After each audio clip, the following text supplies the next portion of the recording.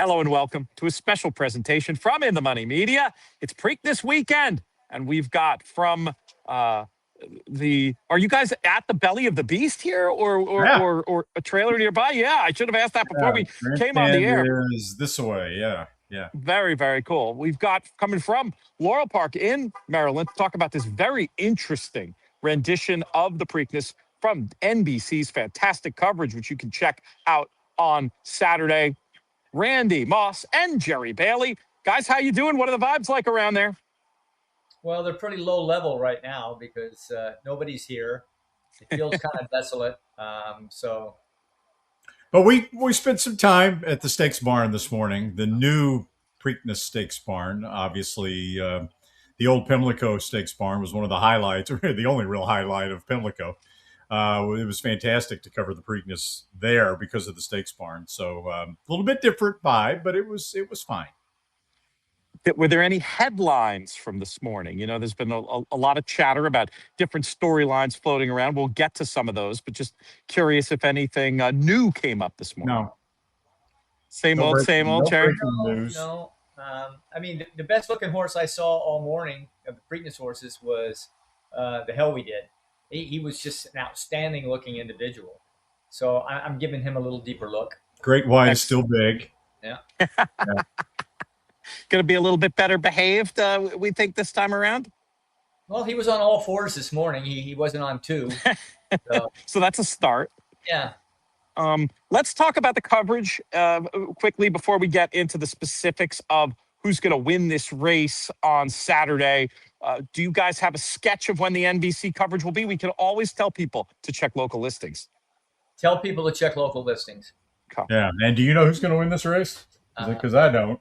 No, it's I could box up about 4, maybe even 5. Well, a short list of 4 or 5 and a field of 14 is pretty useful. But let's start. Let me ask you about some of the key contenders, because you're both seeming to want to spread. Makes me think that maybe you don't fancy the horse that I kind of like for this spot, but maybe I'm being stubborn. I picked him out for this after his big run in the Gotham, when it looked to me like Iron Honor was exactly the kind of horse that Chad Brown had won the Preakness with in the past. Maybe not good enough to tangle with the best of his generation on the first Saturday in May, but maybe well poised to make a big run on the third Saturday in May. Do either of you give Iron Honor any account? Would he be on either of your short lists? Of course. He's got quality races. Now he's coming off the worst race of his career in the toughest race of his career. But after talking to Chad, I think Rand and I both agree, you shouldn't just assume that he is a one-turn horse.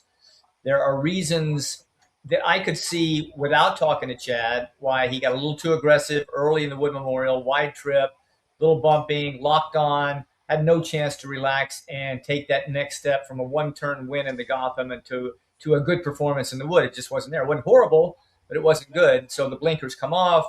He's trained him differently, and he expects him to run a very good race. I'm not a big fan, but that's that. Last race, you're not excusing the last race, and that might be the difference between my and Jerry's view and your view, I'm guessing. No, because I think he's going to get the same kind of trip that he got in his last race. Stalking from off the pace. The blinkers come off. Maybe that'll help. Maybe he'll be a little further back behind a fast pace than he was last time. I don't know. My primary concern is that the reason why Chad put blinkers on him in the first place for his career debut, which is an extreme rarity for Chad, is that he was showing absolutely nothing in the morning without blinkers. He could not get him motivated without the blinkers. And so now he's taking the blinkers off. We'll see. Let's talk about this pace situation. It certainly looks on paper like a race with a lot of horses that want to go forward, a couple of horses who seem to simply must go forward to have their best chance. Do we think we could be looking at another pace meltdown this time around? Randy, we'll start with you.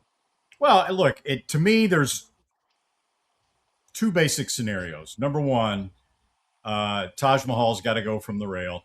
And one scenario is that he is faster than his raw fractions indicate because of the depth of the surface that he ran over in the Tessio. And that because of jockey intent, post position, trainer intent, he just goes straight to the lead. and Napoleon Solo stalks, and Pretty Boy Miah sits right outside of those two. The other scenario is that Napoleon Solo is just faster than the other horses in the field, and he just goes straight to the lead and clears. And if that happens, then he's, in my estimation, he's got a great chance to go wire to wire. Interesting. So you're thinking the pace could hold together, it sounds like, from that analysis. What about you, Jerry? Do you think this will be hammer and tong battling, or do you think it could play out a little bit more as Randy describes? It may not be quite as many horses in the top three, but I think Taj Mahal has to go from the rail. And if Napoleon Solo gets in front of him to the first turn, which I don't disagree with Randy, he's probably a pretty fast horse, then he's going too fast too soon. And I don't see him getting the mile in 3/16 if he does that. I think his best chance is to sit just off Taj Mahal, because you're going to have an outside horse, Pretty Boy Miah, which Randy mentioned, is going to keep the first two honest in whatever order they are into the first turn. And then you've got several other horses, probably four others that are not necessarily lead horses, but they're forward, and they will keep the pressure in behind those two. So it stays fairly, I wouldn't say hot, but very, very honest down the backside into the final turn. There has been a lot of chatter on social media regarding the length of the stretch. It is a shorter stretch run than Pimlico has, but it's not extraordinarily short by North American racing standards. Is this any kind of factor, or is the length of the Laurel stretch simply a nothing burger? It's a nothing burger. There's signal and noise. That's noise.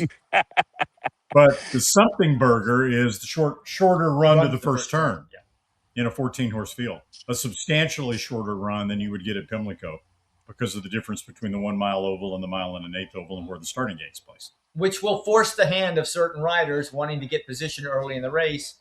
That's why, in my opinion, I think it's on the faster side. Not crazy fast, but on the faster side. Do you believe the riders whose hands will be forced would be those drawn towards the very inside and the very outside, Jerry, or is it more complicated than that?